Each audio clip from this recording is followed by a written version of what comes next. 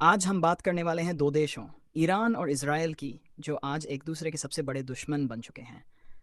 लेकिन सवाल यह है कि आखिर ये दोनों देश एक दूसरे के इतने खिलाफ क्यों हैं? पहले दोस्त थे, तो दुश्मन कैसे बन गए? और इस पूरी कहानी में इंडिया की क्या भूमिका है? इस वीडियो में आपको शुरुआत से लेकर आज तक की पूरी सच्चाई पता चलेगी। सबसे पहले बात करते हैं उस समय की जब ईरान और इज़राइल के रिश्ते अच्छे थे। ये जानकर आपको हैरानी होगी कि वर्ष 1979 से पहले ये दोनों देश दुश्मन नहीं, बल्कि अच्छे मित्र थे। उस समय ईरान में शाह का शासन था, जो पश्चिमी देशों, खासकर अमेरिका का समर्थक था। उस दौर में ईरान ने इजराइल को मान्यता दे रखी थी और दोनों देशों के बीच व्यापार, तेल की आपूर्ति और सैन्य सहयोग भी होता था। लेकिन फिर एक ऐसी घटना हुई जिसने सब कुछ बदल दिया। वर्ष 1979 में ईरान में एक बड़ी क्रांति हुई, जिसे इस्लामी क्रांति कहा जाता है। इस क्रांति के बाद सत्ता में आए आयतुल्ला खुमैनी और यहीं से ईरान और इजराइल के बीच असली दुश्मनी शुरू हो गई। नए ईरान ने इजराइल को एक अवैध देश मान लिया और खुलकर कहा कि इजराइल का अस्तित्व खत्म होना चाहिए। इस घटना के बाद ये टकराव सिर्फ देशों के बीच नहीं रहा, बल्कि विचारधारा की लड़ाई बन गया। अब सवाल उठता है कि जब दुश्मनी इतनी गहरी है तो सीधा युद्ध क्यों नहीं होता? इसका जवाब है कि ये दोनों देश एक दूसरे से सीधे नहीं बल्कि परोक्ष रूप से लड़ते हैं, जिसे प्रॉक्सी युद्ध कहा जाता है। ईरान लेबनान के हिजबुल्लाह और गाज़ा के हमास जैसे संगठनों का समर्थन करता है, जो इजराइल के खिलाफ लड़ते हैं।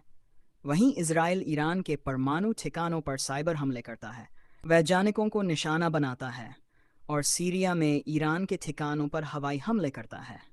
यानी युद्ध चल रहा है, लेकिन छिपे हुए तरीके से।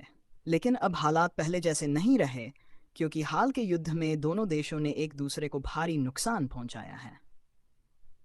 रिपोर्ट्स के अनुसार ईरान ने इजराइल पर सैकड़ों मिसाइलें और ड्रोन दागे हैं, जिनमें से कई इजराइल की सुरक्षा प्रणाली को पार करके शहरों में गिरे। इन हमलों में इजराइल में लगभग 15 से 19 लोगों की मौत हो चुकी है और सैकड़ों लोग घायल हुए हैं। साथ ही कई इमारतों और वाहनों को नुकसान पहुंचा है। वहीं दूसरी तरफ इजराइल ने जवाब में ईरान पर बड़े स्तर पर हवाई हमले किए हैं। रिपोर्ट्स के मुताबिक इजराइल ने हज़ारों बम गिराए हैं और ईरान के सैन्य ठिकानों, मिसाइल सिस्टम और परमाणु केंद्रों को निशाना बनाया है। इन हमलों में ईरान को बहुत बड़ा नुकसान हुआ है, जहां हज़ारों सैनिक मारे गए और कुल मिलाकर 1,000 से ज़्यादा लोगों की मौत की पुष्टि हुई है। जबकि हाल की रिपोर्ट्स के अनुसार यह आंकड़ा लगभग 1,900 से भी ज़्यादा तक पहुंच चुका है। यानी साफ है कि यह अब सिर्फ छुपा हुआ युद्ध नहीं रहा, बल्कि दोनों देश सीधे एक दूसरे को भारी नुकसान पहुंचा रहे हैं। इस पूरे संघर्ष का सबसे खतरनाक पहलू परमाणु हथियार है। इजराइल को यह डर है कि ईरान परमाणु बम बनाने की कोशिश कर रहा है। अगर ऐसा हो गया तो इजराइल के लिए यह बहुत बड़ा खतरा होगा। इसी वजह से इजराइल लगातार ईरान को चेतावनी देता रहता है और कर गुप्त अभियान भी चलाता है। यही कारण है कि यह संघर्ष कभी भी बड़े युद्ध का रूप ले सकता है। अब बात करते हैं हाल के समय की, यानी 2024 से लेकर 2026 तक की स्थिति की। अब हालात पहले जैसे नहीं रहे हैं। ईरान ने इजराइल पर मिसाइल हमले किए हैं और इजराइल ने भी जवाब में हवाई हमले किए हैं। सीरिया, गाज़ा और लेबनान जैसे क्षेत्र भी इस संघर्ष में शामिल हो चुके हैं। इसका मतलब है कि यह टकराव अब सीधे युद्ध के करीब पहुंच चुका है। अब सबसे महत्वपूर्ण सवाल आता है कि इस पूरे मामले में इंडिया कहां खड़ा है। भारत की नीति हमेशा संतुलित रही है। एक तरफ भारत और इजराइल के बीच मजबूत संबंध हैं, जिनमें रक्षा सौदे, तकनीक और कृषि सहयोग शामिल हैं। भारत इजराइल से हथियार भी खरीदता है। दूसरी तरफ भारत के ईरान के साथ भी अच्छे संबंध रहे हैं, खासकर तेल के व्यापार और चाबहार बंदरगाह परियोजना के कारण। ईरान भारत के लिए मध्य एशिया तक पहुंच का एक महत्वपूर्ण रास्ता है।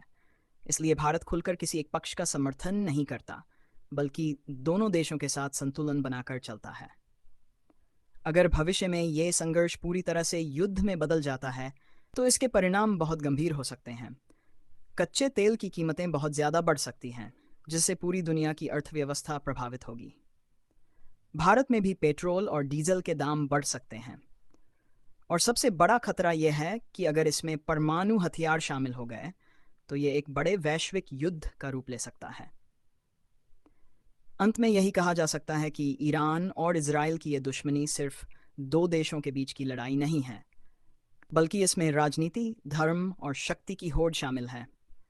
इसका असर पूरी दुनिया पर पड़ सकता है, जिसमें भारत भी शामिल है। अगर आपको यह जानकारी उपयोगी लगी हो तो इस वीडियो को पसंद करें, साझा करें और ऐसे ही जानकारीपूर्ण वीडियो के लिए हमारे चैनल को ज़रूर सदस्य बनाएं।